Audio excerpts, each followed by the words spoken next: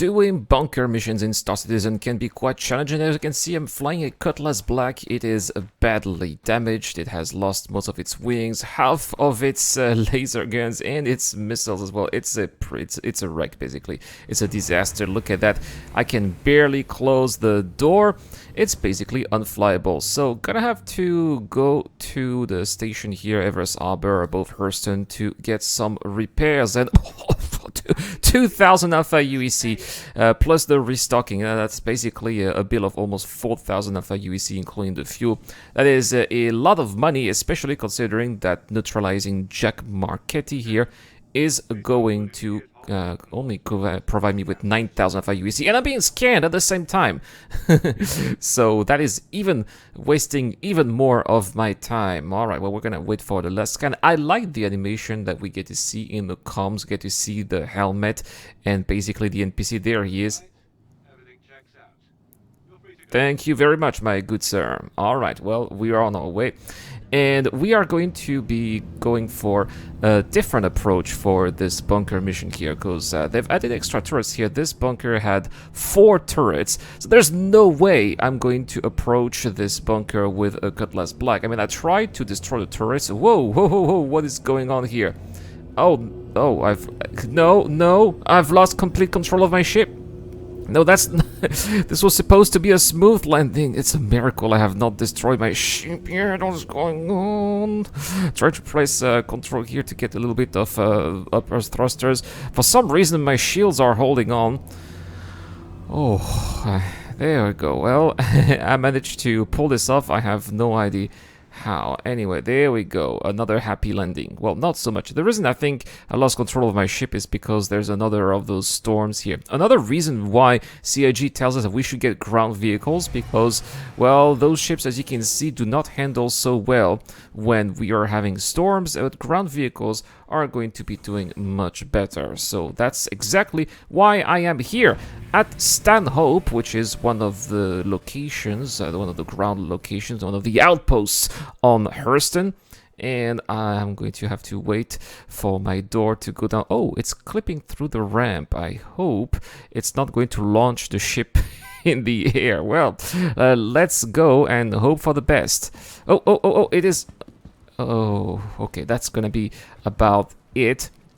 Well, it's a little bit wobbling, but it should do the trick. Now, the reason why I decided to go right here on the ramp is because I know that sometimes I just can't get the buggy in the Cutlass Black because the ramp is a little bit too high. So if I landed here, position exactly like that, then the ramp of my Cutlass should make a smooth transition between the ramp of the platform. There we go. That's exactly what I was talking about. And I am able to put the buggy here in the Cutlass Black. Now you could say, but Erad, why are you using a buggy? Are you really planning to use a buggy to go from a certain distance all the way to the bunker where your bounty is? Yes, that's exactly the plan, because I do not have any other ground vehicles. Actually, yes, I do. I have a Spartan, which I just bought for the expo, and I have another one that we're going to give away, by the way, on the channel in December. So there's a little announcement here, but well, I'm not going to go take a C2 Hercules just for a bunker mission. It doesn't make any sense, especially if it pays only 9,000 of UEC. So I'm not going to spend the money, you know, the expenditures of a C2 Hercules, including the fuel, right, just to get the Spartan so that I can get a little bit closer. So instead, I'm being targeted by the bunker here. I'm going to land on the side. Well, that was another happy landing, but I guess it worked, right? So we're just hidden behind that little monticule of I guess it's a mix of trash and rock, right? It's Hurston after all. And we will take the buggy for a ride and see if it is a viable option. Here we go. All right. Driving the buggy on the surface of Hurston, and I gotta say, it is a little bit of a bumpy ride here. Plus, you know, those rocks are much higher than I had thought, especially from just such a low perspective.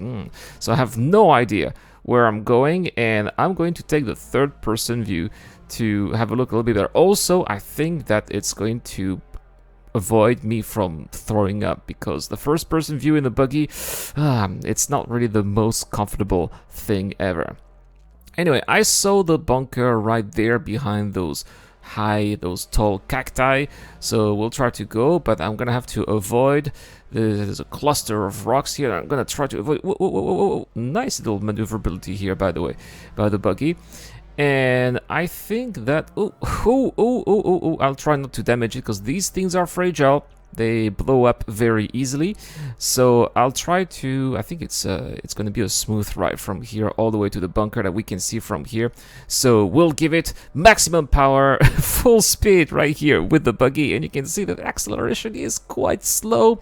It's not the fastest ground vehicle there is out there in Avos, but it's definitely stealthy. It doesn't make much noise, and it's not very big as well. There's no way those turrets here are going to be targeting this tiny little buggy. Oh no, I went straight into the post. Well, it's a shame that the environments are not destructible, and those posts are actually stronger than any ground vehicles and even ships. I hope one day these will be destructible. Anyway, we are right here at the entrance of the bunker. Perfect. This is exactly what I wanted this buggy to do, to take me from point A to point B, and it did the job. Now, of course, we are here to make money. This is my daily job in Star Citizen, killing people. It's what I do. I do deliveries sometimes, but killing people is the staple of my income. I'm the Eradicator, after all. And so we're going to go down that bunker and eliminate Jack Marchetti. Now I'm using, I don't have my regular F-55 submachine gun, simply because I am using loot only. Everything that you're seeing here, the armor, the guns, the ammo, are things that I looted in bunkers or at trade outposts, and I haven't spent a dime on any of the equipment that I have. So, where are there? There should be some hostile NPCs as well as the target, but no friendlies, which is a good thing actually, because it's going to cancel the risk of shooting at the friendlies and eventually getting a stupid crime stat. Oh, there's somebody here. They're not suspecting I'm here. Oh, that's not the NPC that I saw, but that's one down anyway. Oh, look at that. He just launched towards me. That's interesting. There he is. That's the one that I saw. Gonna have to run for my life a little bit here. There he was, hiding behind that post. Now, the reason why I'm not a big fan of the C-54, although the C-54 is quite an accurate gun, and it doesn't have the recoil of the F-55, but what I really dislike about this gun is the very small magazine with only 50 bullets. That really gets you, I mean, you can shoot an NPC with 11 bullets, so that's okay, but at the same time, you're wasting a lot. Just like that, right? Most of the bullets that you use are not hitting your actual target unless you are being extremely careful, which I'm not. I'm trying to shoot them down as quickly as possible. And you can see I'm already having to reload. So I wish that the C-54 here had perhaps, there we go. See, here I've only used 20 bullets, so that's a little bit less because I was being careful. And the contract is complete. Jack Marchetti has been eradicated. Well, it looks like an NPC just teleported here. Now that's a problem here. Sometimes the servers are creating weird effects, I would say, in those bunkers. Gonna have to finish them off. Is he in a spawn closet? Yeah, I don't know what he was looking at here. This should be the last of them. But, you know, since we are in those bunkers, well, we are also coming in for the loot. Oh, wrong weapon here. And I'm going to position myself pretty well, and that's what I'm going to do with the tractor beam, taking the corpses, simply because I want those interesting, juicy 9-tail armors. Yes, that's actually what I'm wearing, and that's the kind of equipment that I have. 9-tail equipment, and if I have the 9-tail equipment, you know, the good thing about taking that is that security doesn't say that you've stolen anything. So that's actually a peace of mind. I mean, you could be doing that with the Hurston Dynamics armor as well, but then if you get scanned, security would give you a small crime stat and you have to pay a fine, right? So, next, obviously, I'm not going to transport those dead bodies to my cutlass. I will try to see if they fit in the buggy, and you can see that those guys, those nine-tail people, are actually quite tall. It's not going to be easy to cram them into the Greycat, but I will try my best.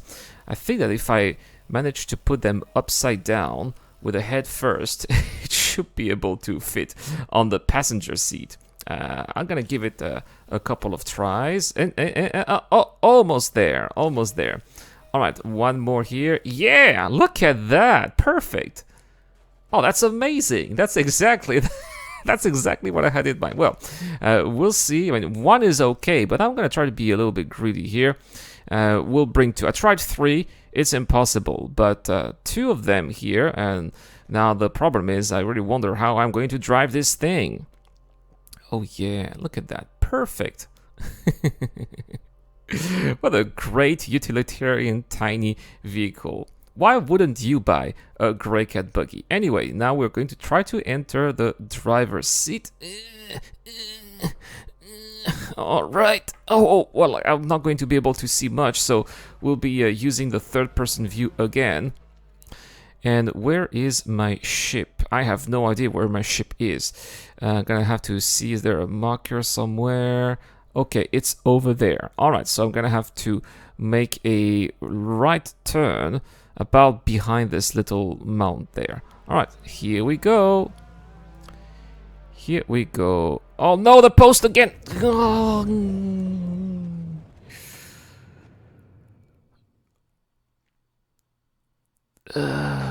Well, it's okay then. It's a good chance to see if having a look at corpses, looking for your corpse is working, because I'm not going to give up on my equipment. And there it is, my corpse, right where the remains right where the remains of my buggy is.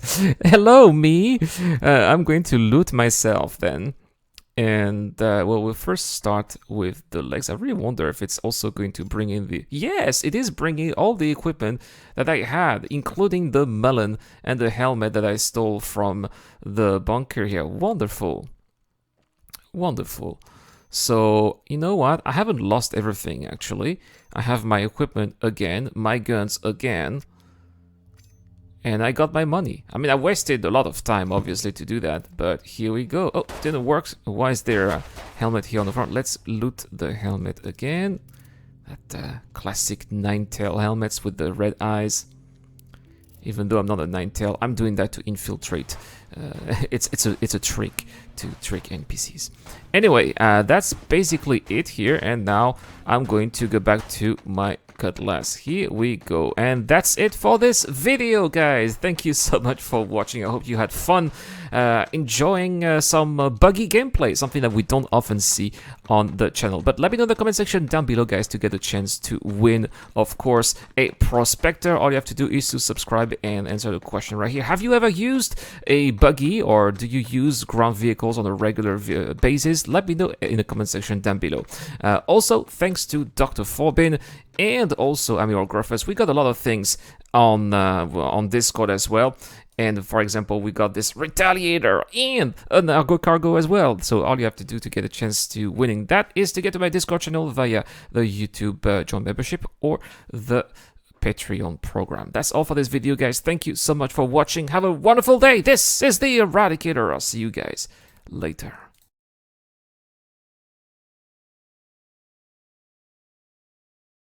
A huge shout out to everyone who's been helping me out on Patreon and via the YouTube Join membership program. Creating content on YouTube involves continuous circles of ups and downs, and it is when we are the lower parts of the curve that your help really motivates me to keep on going.